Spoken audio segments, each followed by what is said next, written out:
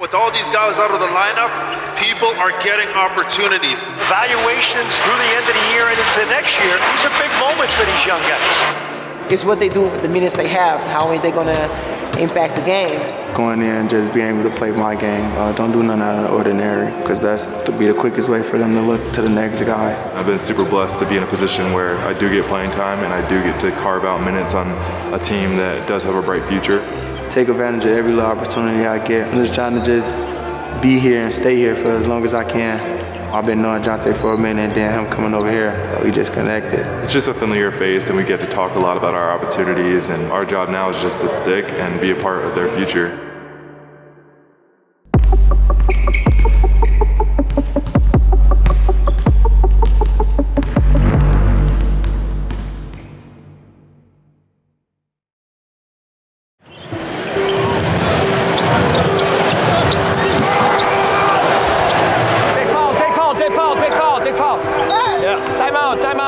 Timeout.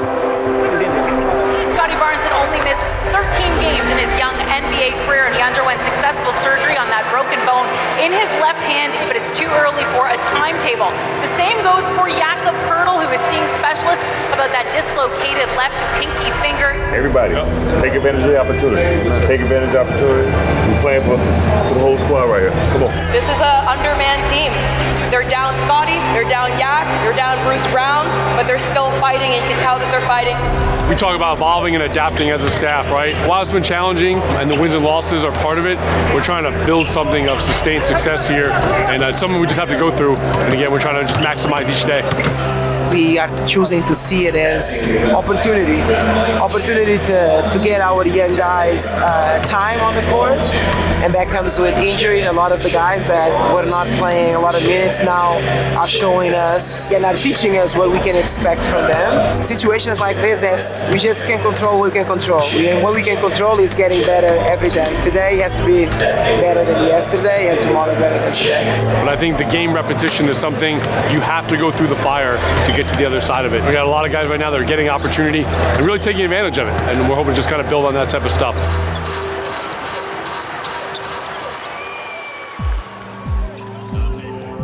Prior to college, I was injury-free, had a lot of success playing with my brother, won lots of games, had lots of fun. My dad was coach. It was just all fairy tale type basketball experience, never really hit adversity. And then all of a sudden, 3 years straight, it's boom, boom, boom, injury. Because at the time, I left school early. I didn't expect to get hurt leaving school, and then I tear my ACL after signing with an agent and everything, so I was kind of stuck in the draft, go undrafted, not sure what my future would look like. It is scary because you don't know. Obviously your plan A was to make a good income playing basketball, whether it's here or overseas, and if that's not the case, then what are you going to do? Usually you have a runway. Guys getting older, you're like, okay, I'm going to retire in a few years, what am I going to do? But for me, it was boom, brick wall. I have to make a decision. Am I going to keep playing, or am I going to get into something else? And if I am getting into something else, what is that going to be? And that was the question I couldn't answer. I think I just owed it to myself. I believe God blessed me with incredible gifts, both physically and just, a great mind for the game. And He blessed me with an amazing family that nurtured those talents and grew them. I think it would just be a waste for me to throw those talents away and not give it my all and see where it ends up.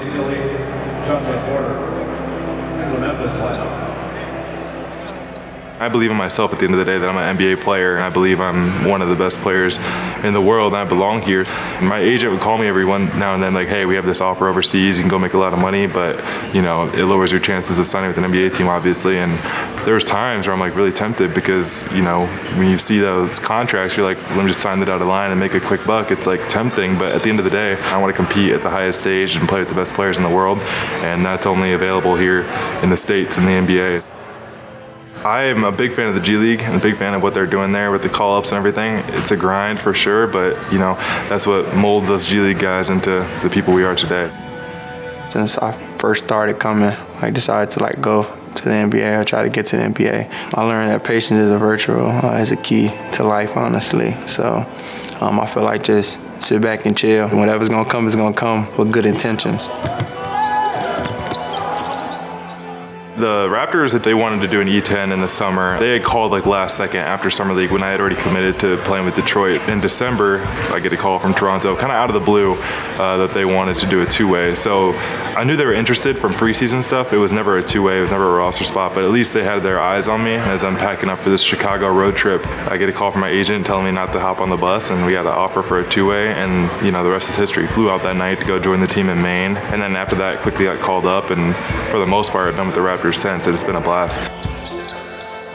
From August in LA to now, it's been a great experience and a good opportunity for me. Just to show that I could play on this team, play on the NBA level team, going in just being able to play my game. Don't do nothing out of the ordinary, because that's to be the quickest way for them to look to the next guy. My time with the Grizzlies a few years ago, I was so used to being the end of bench guy where, you get in with 30 seconds left in the game, 2 minutes, and that's basically your audition. You go out there and do your thing. But it's really hard for guys that are, you warmed up 2 hours ago and then you're sitting being a fan of the game, and then all of a sudden you're asked to go in there and perform. So I was just kind of used to that. So whenever I did get called up to the Raptors, I wasn't expecting to play. I was expecting to just, be a great teammate, encourage, and then learn from Yak, learn from Thad Young at the time. Unfortunately, which has been kind of a theme of the season since I've gotten here at least, there's been a lot of injuries. There's been a lot of guys that are out for a certain time, and that's super unfortunate because I love all these guys and I would never wish harm on any of them. At the same time, that does create opportunity for other guys, including me, who's not necessarily someone who would start the season as a rotation player.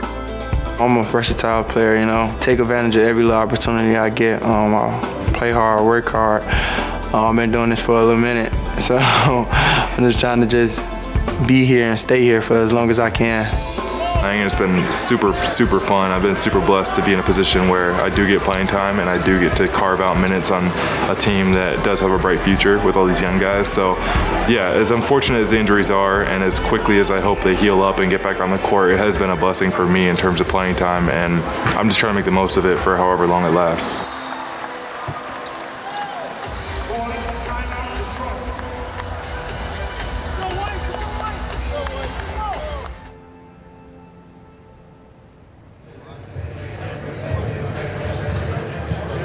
The biggest thing for those guys trying to crack a rotation is the consistency of play. I think being consistent in their approach, understanding their matchups, understanding our defense, being able to guard their guy, being able to direct the ball in pick and rolls, and then being able to rebound the ball. Those are things that they can do on an every night basis, on a consistent level. The shots will come and go, but there's a lot of things they can do on an every night basis that's well within their ability to make a case for themselves as we move forward. Freeman-Liberty, when you look at him in the G League, scores the basketball at a high clip. When he comes to this team, the big team, he's playing smooth, he's playing cool, he's playing calm, he's understanding he doesn't have to rush shots. So for him being a young guy trying to find his way in, that speaks volumes, right, about his maturity. When you talk about Porter, I just really like how he's progressed. He's gotten more confident, and you're seeing that out of his game. High quality people, high quality workers, all about team and their teammates and trying to make other people better, and a high level work ethic. I met Jontay my first time coming. We played with the Bulls together, Vegas Summer League. So I've been knowing Jontay for a minute, and then him coming over here, we just connected. Me and Javon have grown super close. We not only live in the same apartment, we walk to games back and forth together. We talk about stuff, and we've been on the 905 road trips a few times together. So just, familiar. It's just a familiar face, and we get to talk a lot about our opportunities. And with the Raptors, the position we're in right now is all about building these young guys, building the confidence, building the building blocks for the future. And I think they've made that clear, whether it's in practice or film or games. They're giving us young guys opportunities, which is all we can ask for. And our job now is just to stick and be a part of their future. And fingers crossed, I can continue to do enough to be a part of that future.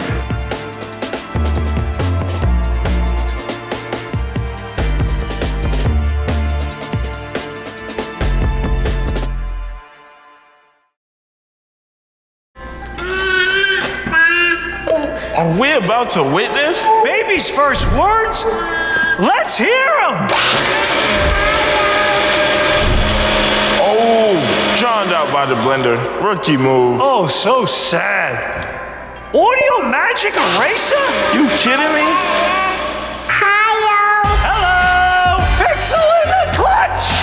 Share that with Grandma! Google Pixel 8. Even better with Bell.